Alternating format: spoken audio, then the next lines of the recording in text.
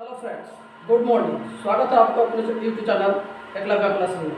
तो मैं रणधीर कुमार। आपको बहुत दिनों से लोग कमेंट कर रहे थे कि सर आप बाय फेस वीडियो बना करके हमें मैथ्स का सब्जेक्ट प्रोवाइड करवाइए। तो हमने सोचा बना करके भेजते हैं। तो सबसे पहला चैप्टर में दो चर वाले रैखिक समीकरण, ठीक है, जिसको बोलते हैं two variable of linear pair equation, ठीक है। तो ये वीडियो को देखने के लिए बिहार बोर्ड और सीबीएसई दोनों देख सकते हैं, कोई दिक्कत नहीं होगा क्योंकि दोनों लैंग्वेज में बताऊंगा, ठीक है।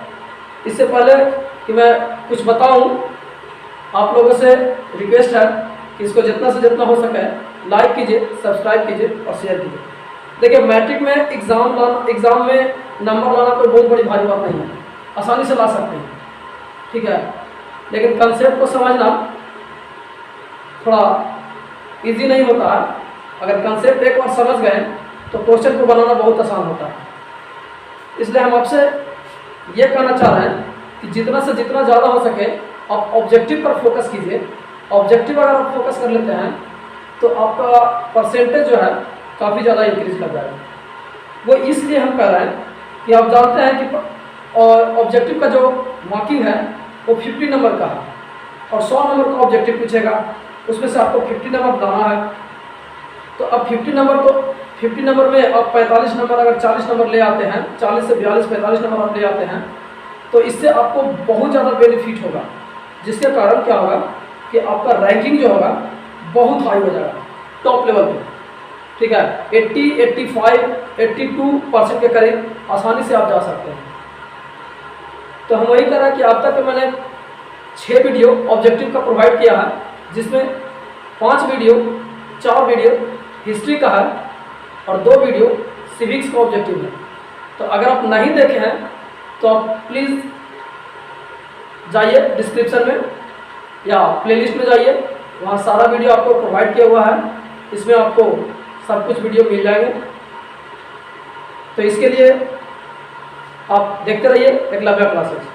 चलिए, ज़्यादा देर समय न लेते हुए मैं आपको बताता हूँ कि दो चर वाले रैखिक समीकरण में क्या क्या होते हैं। तो देखिए, आज का जो चैप्टर शुरू होगा वो है दो चर वाले रैखिक समीकरण, ठीक।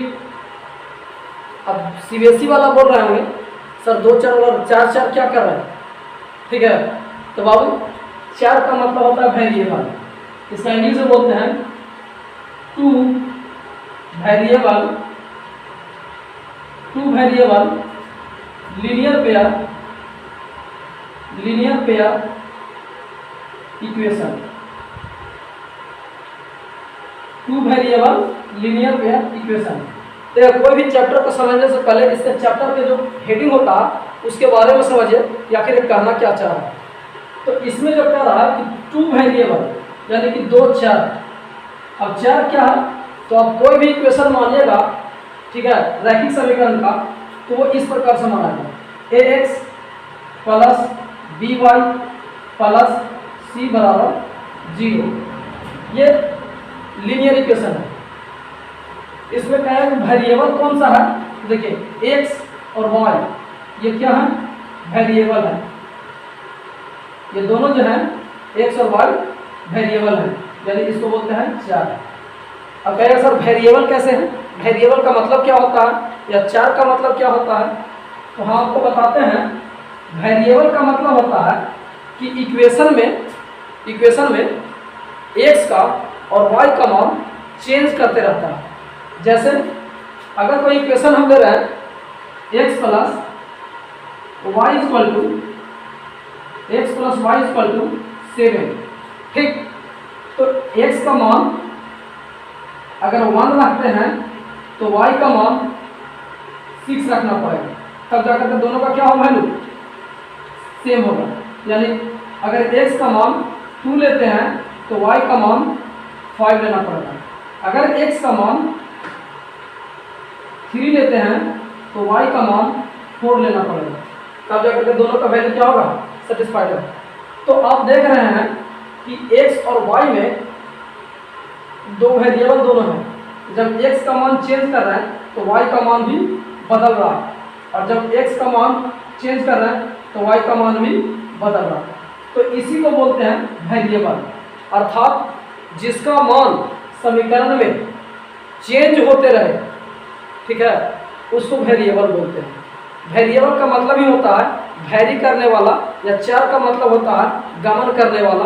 तो देखिए एक गमन कर रहा, सफल कर रहा, 1 2 3, तो इसका वैल्यू कितना होता है 6 5 4। तो इस प्रकार से हम कह सकते हैं कि इसको चर मान कहते हैं। क्या कहते हैं? चर। तो x और y जो हो गया वेरिएबल हो गया। क्या हो गया? x और y वेरिएबल हो गया। अब ध्यान दीजिए, चर मान तो समझ में आ गया। अब आप कहिएगा सर a को और b को क्या बोलेंगे? तो बाबू ध्यान देकर सुनिएगा, इसमें क्या है कि x के बगल वाला y के बगल वाला, अर्थात चर मान के बगल वाला को कोफिशिएंट कहते हैं। क्या कहते हैं? कोफिशिएंट। कोफिशिएंट बिहार बोर्ड के लोग सुनेंगे, इसको गुणांक कहते हैं। क्या कहते हैं?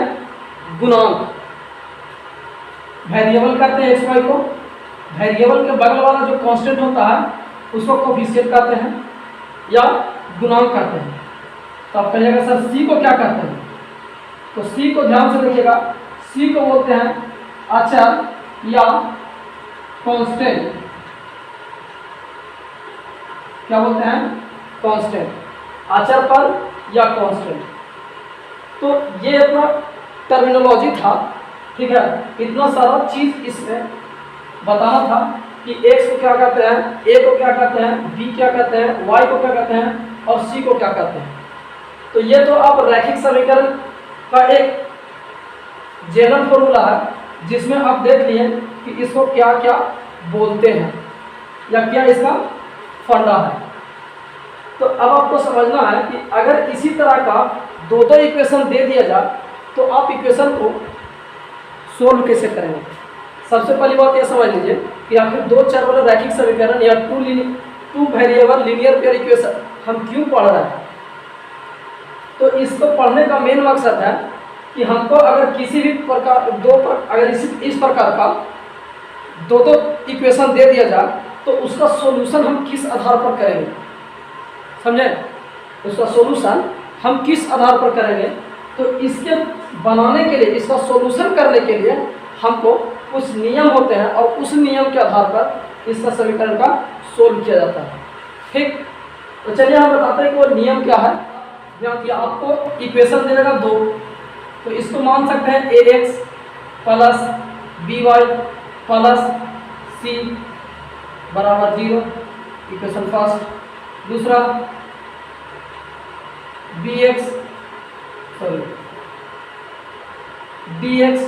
प्लस ey प्लस f बराबर 0। ये दो इक्वेशन दे दिया। अब इसको सोल्व करने का तरीका क्या होगा। तो सोल्व करने से पहले हम इसका कुछ आइडेंटिफिकेशन होता है, जो जांच करना होता है कि इसका कितना हल होगा या ना होगा, मतलब इसका कितना सॉल्यूशन निकल के आएगा या नहीं आएगा या क्या आएगा। तो इसको कुछ टर्मिनोलॉजी है, कुछ फॉर्मूला टाइप के कुछ बनाया हुआ चीज़ है, वो देख लीजिए। उसी के आधार पे आपको ज्ञात करना है कि इसका वैल्यू निकलेगा नहीं निकलेगा, एक से ज़्यादा निकलेगा। तो देखिए पहला a बटा d, समीकरण फर्स्ट का x का कोफिशिएंट, समीकरण सेकंड का x कोफिशिएंट का अनुपात बराबर नॉट इक्वल टू समीकरण फर्स्ट का y का कोफिशिएंट b और समीकरण सेकंड का y का कोफिशिएंट e। अगर दोनों का वैल्यू, दोनों का मान अगर यहाँ पे रखते हैं तो दोनों का अनुपात अगर सेम नहीं आता है तो इसको बोलते हैं क्या, इसको बोलते हैं कोई हल नहीं होगा, सॉरी एक हल होगा। क्या होगा? एक हल होगा। अगर आपको समीकरण इस प्रकार से दे दिया गया है और आप समीकरण को देखना चाहते हैं कि मेरा हल होगा कि नहीं होगा या सॉल्यूशन निकलेगा कि नहीं निकलेगा, तो आप इस फॉर्मूला को रख करके, ठीक है, आप निकाल सकते हैं। अगर इस प्रकार से आ गया इक्वेशन तो आप कहेंगे कि हाँ इसका एक हल होगा, अदरवाइज दूसरा मेथड यूज करना पड़ेगा। कि एक हल होगा तो इसको बोलते हैं अविरोधी युग्म। क्या बोलते हैं इसको? अविरोधी युग्म। दूसरा, अगर a बटा d बराबर b बटा e बराबर c बटा f, देखिए इसका अनुपात, इसका अनुपात और इसका अनुपात, अगर तीनों का अनुपात बराबर हो गया तो हम कह सकते हैं कि इसका अनगिनत हल होगा, अनगिनत हल होगा। क्या होगा? अनगिनत हल होगा। और साथ ही साथ इसे आश्रित युग्म कहते हैं। कौन सा युग्म कहते हैं? आश्रित युग्म, आश्रित युग्म कहते हैं। चलिए अब तीसरा देखिए, तीसरा जो फंडा है वो ये है कि इसमें a बटा d बराबर b बटा e not equal to c बटा a। तो ये मेथड होता है।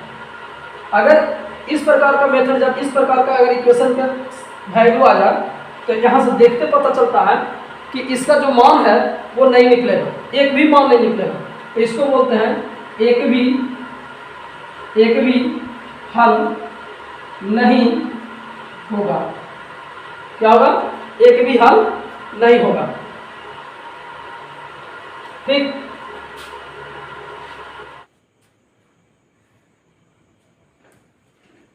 इसमें देखिएगा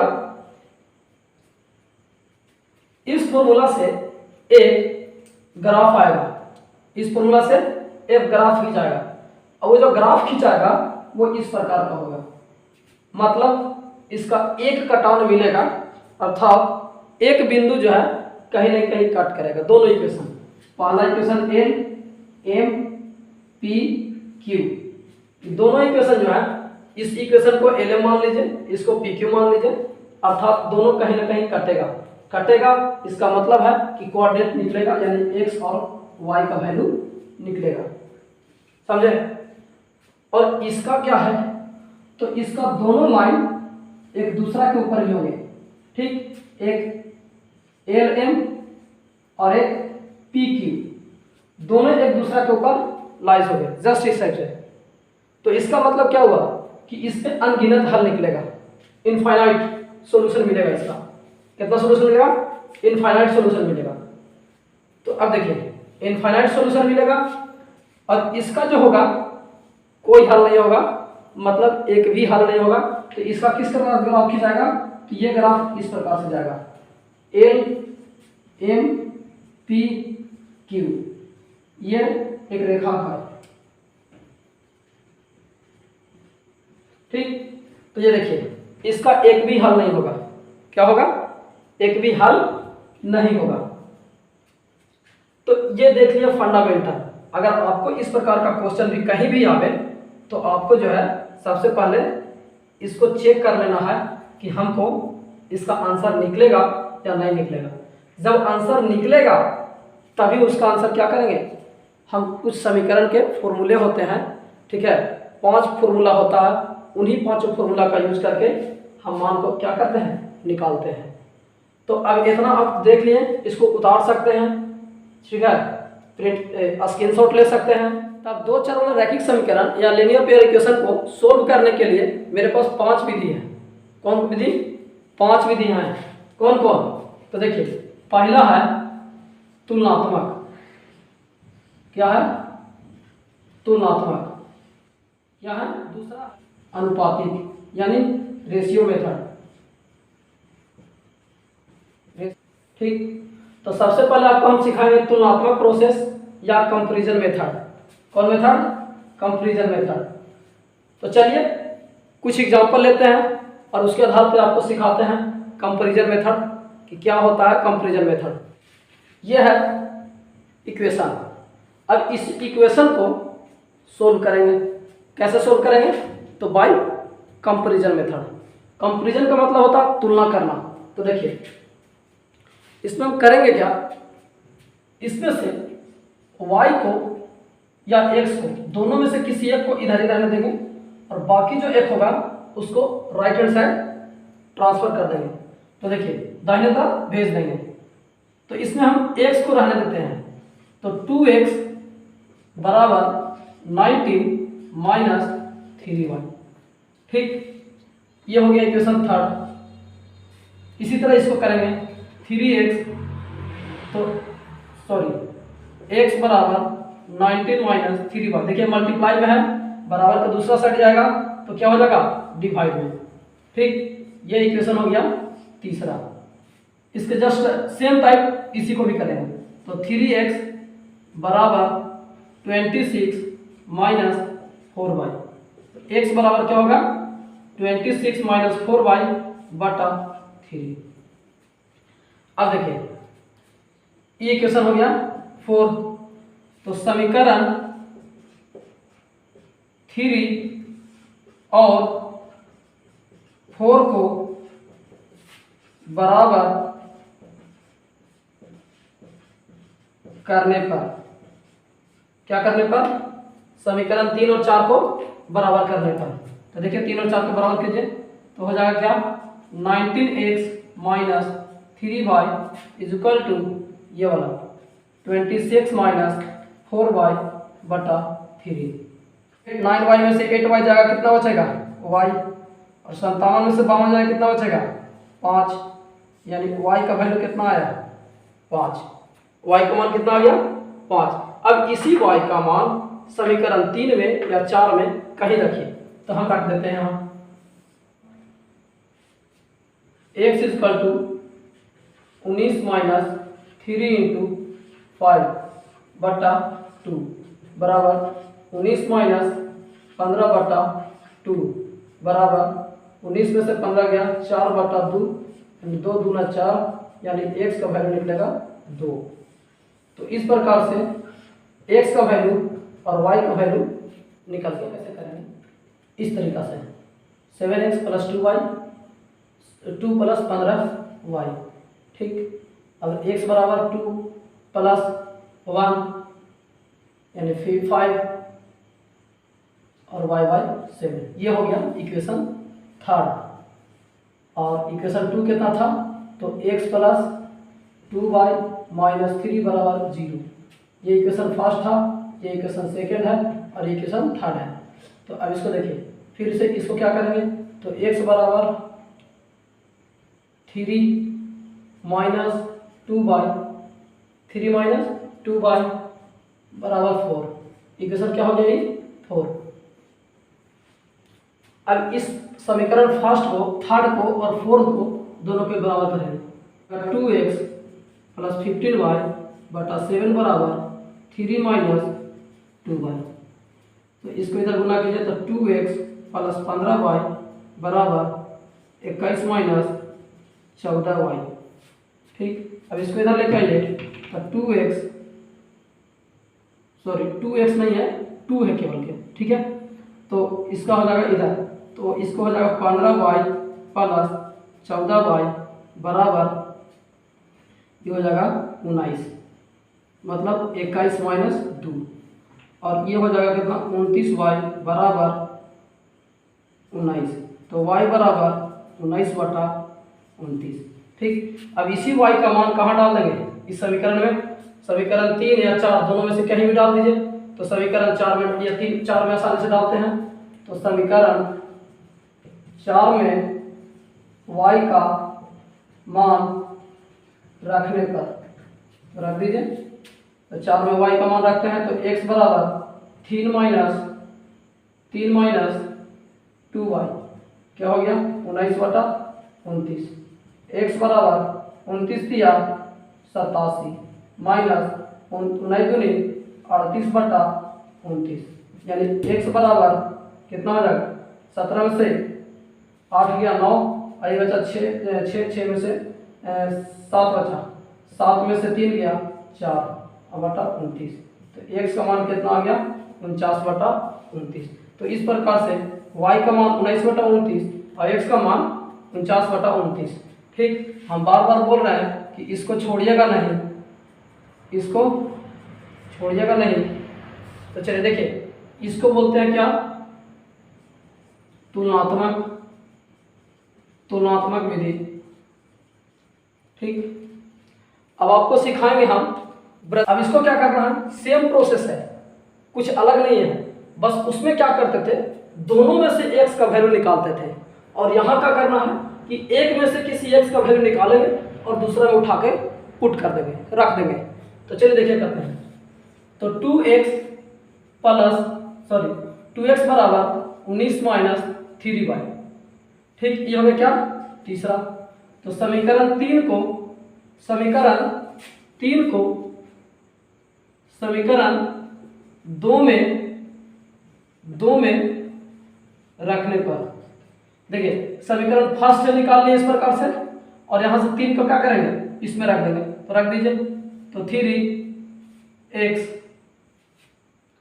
इस समीकरण को यहां से x बराबर 2 ले आइए। हाँ, अब रख दीजिए इसके जगह पर, तो 3 इंटू एक्स का वैल्यू कितना हो गया, 19 माइनस 3y बटा 2 प्लस 4y बराबर 26। अब इसको कैलकुलेट कीजिए, इसको गुना कीजिएगा तो हो जाएगा कितना, ये देखिए कितना आएगा, 57 माइनस 9y प्लस 8y बराबर 50, कितना आ जाएगा 26। इस 8y में से 9y जाएगा, माइनस 1y जाएगा, बराबर 26 इंटू 2। अब ये कहाँ जाएगा, ये जाएगा इस साइड और ये जाएगा इस साइड।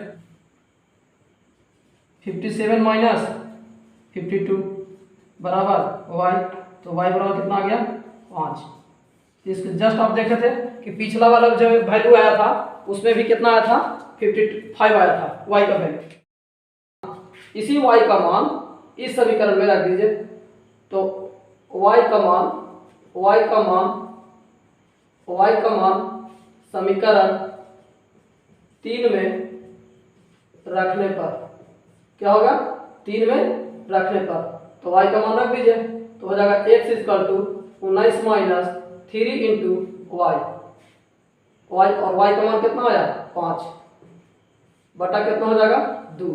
तो x इक्वल टू 19 माइनस 15, अब 15 में से 4 जाए कितना बचेगा, 15 में से 19 माइनस 15 बचेगा 4 बटा 2, तो x इक्वल टू क्या हो जाएगा, 2। तो x का वैल्यू फिर से आ गया 2, यानी x बराबर 2 और y बराबर 5। तो देख लिए कि दोनों तरह से अगर इक्वेशन का वैल्यू बनाते हैं, मतलब समीकरण को सोल्व करते हैं, तो दोनों का मान क्या आता है, सेम आता है, यानी कि मेरा बनाया हुआ दोनों आंसर सही है। और देखिए, कभी भी एग्जाम में लिखिएगा तो जो हम छोड़ रहे हैं इस टाइप से आप कभी नहीं छोड़िएगा, नहीं तो आपका नंबर मार्किंग जो है वो क्या होगा, कट जाएगा। तो इसलिए एग्जाम में जब आप लिखिएगा तो इस तरह का जरूर दीजिएगा। यहाँ 7x माइनस बराबर 2 प्लस 15y। ठीक, तो x बराबर 2 प्लस 15y बटा 7 हो जाएगा। अब इसको क्या करेंगे, इक्वेशन थर्ड नाम देंगे, थर्ड का मान फर्स्ट में रख दीजिए, तो रख दीजिए, तो x का मान कितना है, 2 प्लस 15y, तो 2 प्लस 15y बटा 7 plus 2y minus 3 is equal to 0। अब इसको एलसीएम लीजिए, तो हो जाएगा 2 plus 15y plus 14y minus 21 बराबर 0, और बट्टा में क्या होगा 7, और 7 क्रॉस मल्टीप्लाई कहाँ चला जाएगा, 0 में। तो इस प्रकार से इसका आंसर आएगा इतना। तो 2 प्लस 15 और 14 कितना आ जाएगा, 5 4 9 1 1 2 29y माइनस 21 बराबर 0। 29y तो आ गया, 21 में से 2 जाएगा तो कितना बचेगा, माइनस 19, तो 29y बराबर 19 तो y का मान कितना हो जाएगा, y का मान हो जाएगा यहाँ से 19 बटा 29। अब इस y का मान यहाँ डालेंगे, कहाँ, तो लिखेंगे y का मान समीकरण 3 में रखने पर, समीकरण 3 में रखने पर। अब देख लीजिए समीकरण 3 में जब रखेंगे तो यहाँ क्या होगा, x बराबर 2 प्लस 15 इंटू 19 बटा 29 बटा 7। तो x बराबर हो जाएगा, इसको गुना कर लीजिए, इसको 29, तो 29 दूनी 58 प्लस 15 गुना 19, 15 गुना 19 कितना होगा, तो 203 होगा। अब x इक्वल टू काट लीजिए 9 5 14, 8 5 13 है 14 और 2 1 3 बटा 203। ठीक, अब इसको काट लीजिए तो कट जाएगा कितना बार में, कितना बार में कटेगा,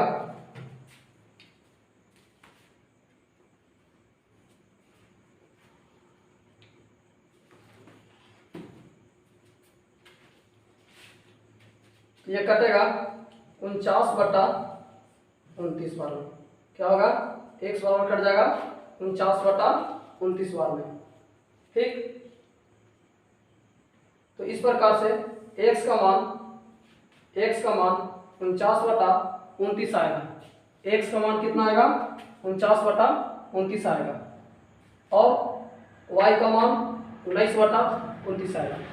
तो ये तो आप देख लिए दो विधि, कौन कौन, लुप्तीकरण विधि, सॉरी प्रतिस्थापन विधि और तुलनात्मक विधि यानी कि कंपैरिजन मेथड।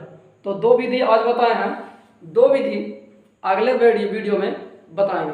ये पार्ट 1 वीडियो है, पार्ट 2, पार्ट 3, पार्ट 4 अगर बाय फेस वीडियो बनना स्टार्ट हुआ है तो थोड़ा बहुत हो सकता है फर्स्ट वीडियो में आपको कुछ प्रॉब्लम मिले, लेकिन नेक्स्ट वीडियो से आपको सारा कुछ क्लियर मिलेगा। तो इसके लिए आप टेंशन नहीं लीजिए, बस आप इतना कीजिए, दबाइए क्या, रेड बटन को दबाइए और लाइक कीजिए, सब्सक्राइब कीजिए और जितना कमेंट हो सके करिए। ठीक, शेयर कीजिए दबा के।